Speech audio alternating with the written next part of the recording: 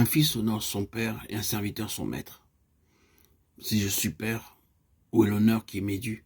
Si je suis maître, où est la crainte qu'on a de moi? Dit l'Éternel des armées. À vous, sacrificateurs, qui méprisent mon nom, qui dites en quoi avons-nous méprisé ton nom? Malachie 1,6.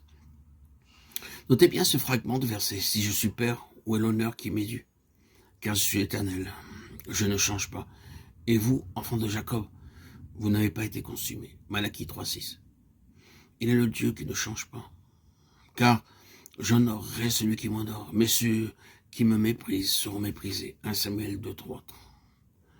Dieu dit, ceux qui m'honorent, je les honorerai. Nous avons honoré Dieu par nos paroles, par nos actes, par notre conduite et par notre attitude. Lorsque nous prions, nous nous mettons à genoux, reconnaissant par là qu'il est notre roi, notre souverain sacrificateur céleste, et nous l'honorons. Posons-nous la question, pourquoi nous mettons-nous à genoux pour prier? Un jour, alors que j'étais en avion, j'eus mon temps de culte personnel. J'ouvris ma Bible et me mis à genoux et priai. Ainsi, à côté de moi se trouvait un hindou non chrétien. Il me posa cette question. Pourquoi vous mettez-vous à genoux pour prier?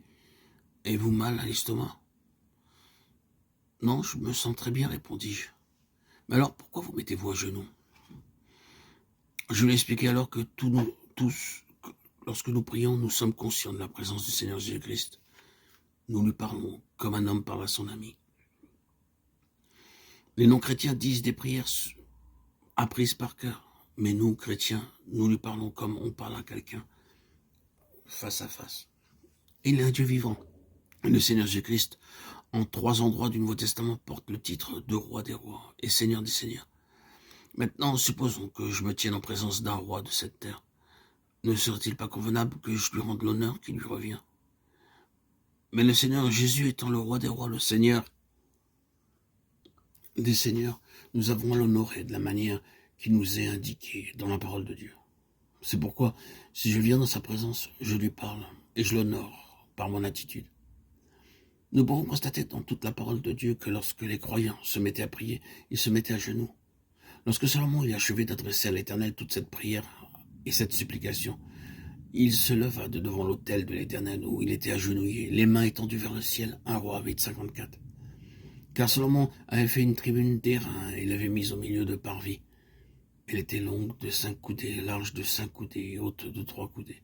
Il s'y plaça, se mit à genoux en face de toute l'assemblée d'Israël et étendit ses mains vers le ciel. 2 Chroniques 6,13.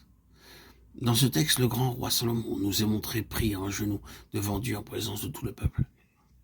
Puis, au moment de l'offrande du soir, je me levai du sein de mon humiliation avec mes vêtements et mon manteau déchiré. Je tombai à genoux, j'étendis les mains vers l'Éternel mon Dieu. Esdras 9,5. Venez, prosternons-nous, humilions-nous, fléchissons le genou devant l'Éternel, notre Créateur. Psaume 95,6.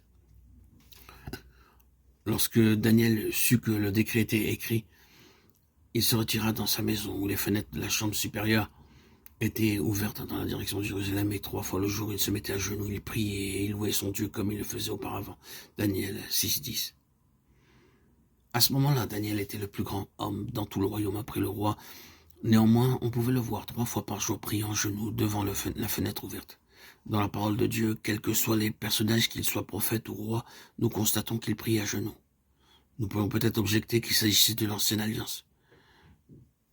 Mais le Nouveau Testament nous montre les mêmes choses. Marc 10,17. Comme Jésus se mettait en chemin, un homme accourut et se jetant à genoux devant lui. Bon maître, lui demanda-t-il, que dois-je faire pour hériter la vie éternelle? Puis il s'éloigna d'eux à la distance d'environ un jet de pierre, et s'étant mis à genoux, il pria. Luc 22,41.